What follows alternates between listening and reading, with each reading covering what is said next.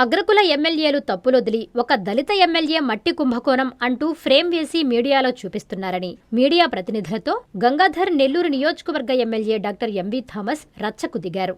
మంగళవారం చిత్తూరు జిల్లా కేంద్రంలో తెలుగుదేశం పార్టీ జిల్లా కార్యాలయంలో ఎంపీ దగ్గుమళ్ల ప్రసాదరావు, పూతలపట్టు నియోజకవర్గం ఎమ్మెల్యే డాక్టర్ మురళీమోహన్ నిర్వహించిన సమావేశంలో చంద్రగిరి, నగరి అగ్రకుల ఎమ్మెల్యేలను వదిలి దళితుడైన తనను మట్టి కుంభకోణంలో బాధ్యుణ్ణి చేస్తున్నారని వార్తలు రావడం మంచి విషయం కాదని, తాను తన ఆదాయం రోజుకి ₹1 కోటి వదిలి ప్రజలకు సేవ చెయ్యాలని దాదాపు 15 నెలలు ప్రచారం చేసి ఎమ్మెల్యే అయ్యారని, ఇది మీడియా గుర్తుంచుకోవాలని మీడియాతో వాదించారు. నాకు లేదు, యాజ్ ఎంపీగా ఆయనకి లేదు, యాజ్ ఎమ్మెల్యేగా ఆయనకి లేదు. మాకందరికి వృత్తి ఉంది. నాకు నా ఓన్ వృత్తి ఉంది. నాకు పేషెన్స్ ఉంది. నేను పేషెంట్ చూస్తున్నాను. నన్ను నమ్మి వేల మంది పేషెంట్ వస్తారు. అంటే మీరు రాసేవాళ్ళు రాయొచ్చు, నేను తప్పని చెప్పలేదు. అక్కడక్కడ వెళ్ళొచ్చు. చంద్రగిరిలో వెళ్తుంది, నగిరిలో వెళ్తుంది, అన్ని చోట్ల వెళ్తుంది. దాని గురించి ఎక్కడ ఏం మీరు ఒక చిన్న మాట కూడా రాయరు. గంగాధర్ నెల్లూరులో ఒక చిన్న ట్రిప్పర్ పోయిందంటే దాన్ని ఇమీడియట్గా ఫోటో తీసుకునేది ఎమ్మెల్యే మట్టిని తరలి చేస్తున్నారు. ప్రకృతి సంపద చెన్నైకి వెళ్ళిపోతా ఉంది. కోట్లు దోచేస్తా ఉన్నారు. ఏంటంటే మట్టి తీసుకుపోతే నాకేమొస్తుంది? అది ఎవడన్నా చౌడు భూమికి పక్కన తోలుకొని రెడీ చేసుకుంటాడు, దాన్ని వాళ్ళు చేసుకుంటాడు. ఎమ్మెల్యే ఏమన్నా పోతే దాన్ని పెట్టుకుని సీసీటీవీ కెమెరా పెట్టుకుని ప్రతి లారీకి మీకు ట్యాగ్ పెట్టుకొని జీపీఆర్ఎస్ పెట్టుకుని ఫాలో చేస్తారంటే అధికారుల మీద మానిటరింగ్ లేదు. అధికారులు మీరు బాగుంటే ఎందుకు మనకి అధికారులు అందరూ ప్రాపర్గానే పని చేస్తున్నారు. మీరు తప్పుగా మీరు ఏమన్నా తప్పు అనుకుంటే నేను ఒక మాట చెప్తాను. ఇప్పుడు ఎట్లయిందంటే కొంతమంది విలేకరులు కావాలనే దాన్ని ఫోటో పెట్టుకొని దాన్ని వాళ్ళని రిటర్న్ చేసి ఆ వీడియోని నేను వదిలేస్తానని చెప్పి వాళ్ళని డిమాండ్ చేసేది. వాడు డబ్బులు ఇవ్వలేదంటే ఇమీడియట్గా సోషల్ మీడియా తప్పుగా అనుకోవద్దండి. జరిగే కార్యక్రమం మీరు నన్ను ఏమని అనుకుంటే కరెక్ట్ సార్. ఇప్పుడు అందరి ముందరనే చెప్పారు, చంద్రగిరిలో పోతా అన్ని చదువుతున్నారు, ఈ మట్టి ఎక్కడ రాయలేదు, ఎవరు రాయలేదు. ఇప్పుడు చెప్తాను.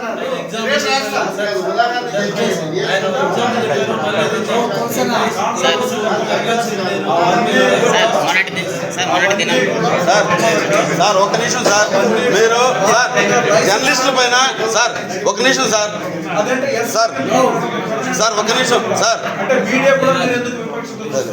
సార్ మీరు అశోక్ ఒక నిమిషం సార్, మీరు జర్నలిస్టుల పైన పెద్ద అవాండం వేశారు, థ్యాంక్ యూ. బట్ ఒకటైతే చెప్తాం సార్, మీరు ఎమ్మెల్యే గెలిచారు, కోట్లు పెట్టారు, కష్టపడ్డారు, గెలిచారు. మీరు ప్రజాప్రతినిధి, మీకు జీతం ఇస్తారు పనిచేసేదానికి. ఒక్కరు కూడా ₹1 తీసుకోకుండా పనిచేసేవాళ్ళు మేమందరం కూడా. మీరు ఏమన్నా అనుకోండి సార్. సార్ ఒక్క నిమిషం సార్, ఒక్క నిమిషం సార్, మా మాట వినండి, మా మాట వినండి సార్. సార్ అదేదో మీకు తెలిసింటే పేరు పెట్టి చెప్పండి, తప్పలేదు మాకు. వెళ్ళవాలి సార్, ఇది తప్పు చెప్పాడు 10 మంది అప్పుడు అందరికీ అందించేస్తారు సార్. వైసీపీ వాళ్ళు అన్నీ చేశారు, మీరు ఏకంగా ఎమ్మెల్యేలే వివక్షిస్తున్నారని చెప్పేసి చెప్తున్నారు. యాక్చువల్గా ఆ రోజు నేను చెప్పదలుచుకున్నది ఒకటి, కానీ దాన్ని వక్రీకరించారు. నేను ఎక్కడ కూడా కూటమి ప్రభుత్వం నాకో లేదంటే దళితులకో అన్యాయం చేస్తూ నేను ఎక్కడ చెప్పలేదు. సమాజంలో కొన్ని మార్పులు రావాలి. అందరూ కూడా ఇక్కడ చూడండి, తమిళనాడులో ఎంత బ్రహ్మాండంగా మార్పు వచ్చింది మీరు చూసుకుంటారు. ఎప్పుడైనా ఎక్స్పెక్ట్ చేశారా విజయ్ ముఖ్యమంత్రి అవుతారు? ఒక మైనారిటీ క్యాండిడేట్ మీరు సపోర్ట్ చేసిన వాళ్ళు ఓడిపోయినారు సార్. మీరు సపోర్ట్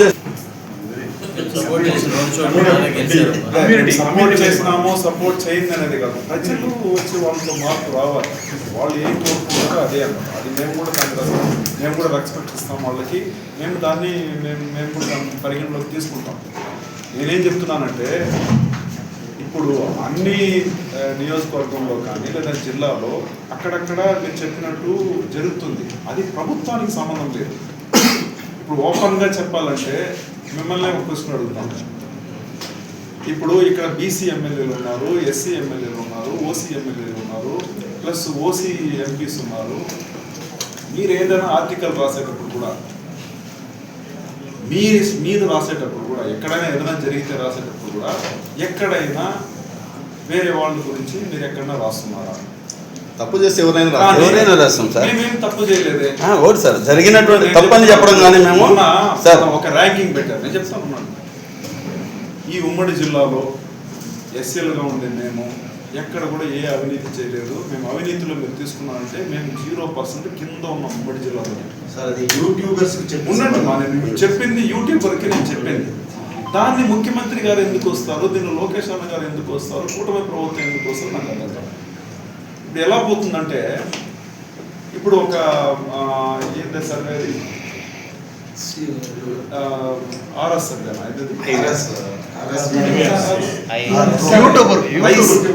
రైస్ సర్వే పెట్టాడు. అంటే మీకు ఎవరు పర్మిషన్ ఇచ్చారు ర్యాంకింగ్లు ఇవ్వడానికి? మీరు ఎవరు ఫస్ట్ ఆఫ్ ఆల్ ఎమ్మెల్యేలకి ర్యాంకింగ్ ఇచ్చారంత పెద్దవాళ్ళ మీరు? నాకు అర్థం కాదు.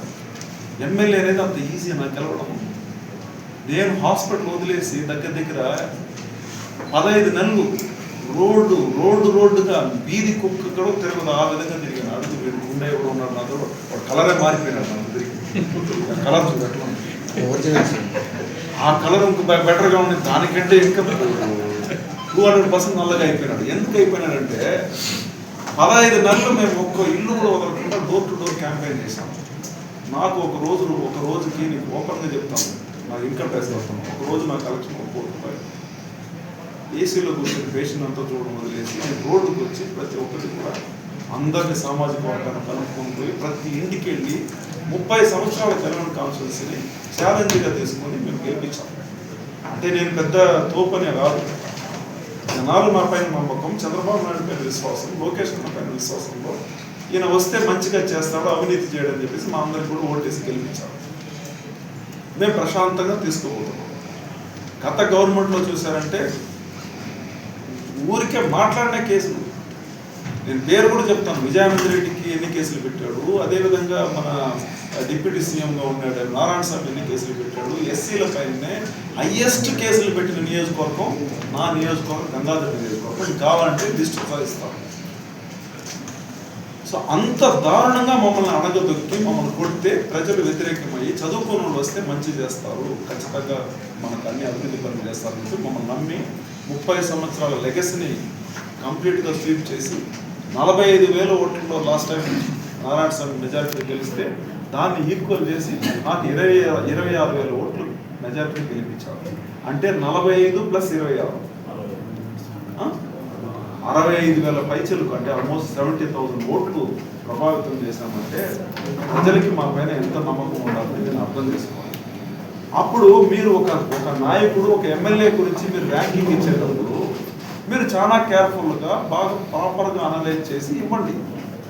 ర్యాంకింగ్ ఇవ్వడానికి మా సంస్థ ఉంది, మాకు ముఖ్యమంత్రి గారు ఉన్నారు, మా టీం ఉంది, వాళ్ళు ఇస్తారండి ర్యాంకింగ్. మీరు ఎందుకంటే ర్యాంకింగ్ ఇస్తారు? నేను ఇదే చెప్పాను.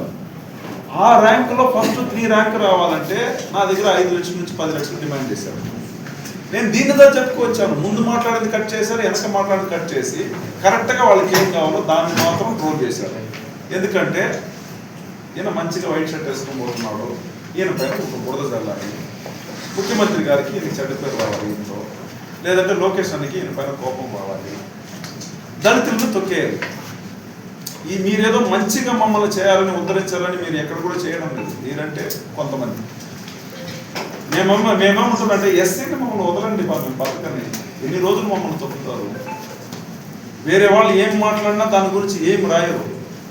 కానీ ఒక దళితుడు ఏదైనా ఒక చిన్నది మాట్లాడితే దాన్ని రాష్ట్రం అంతా ట్రోల్ చేస్తారు. దానికి మొన్న మాట్లాడిందని నేను చెప్తున్నాను.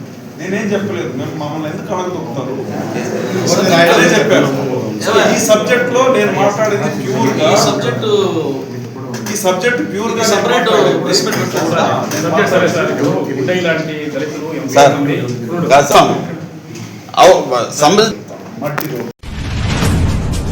స్వాగతం సుస్వాగతం. కావలి నియోజకవర్గం తుమ్మలపెంటలో జరిగే మత్స్యకార సేవలో కార్యక్రమానికి విచ్చేయుచున్న ఆంధ్రప్రదేశ్ రాష్ట్ర ముఖ్యమంత్రి నారా చంద్రబాబు నాయుడు గారికి స్వాగతం సుస్వాగతం. కావలి ఎమ్మెల్యే దగ్గుమాటి వెంకటకృష్ణ గారికి శుభాభినందనలు. ఇట్లు తెలుగుదేశం పార్టీ నేతలు, కార్యకర్తలు, కావలి నియోజకవర్గం, నెల్లూరు జిల్లా.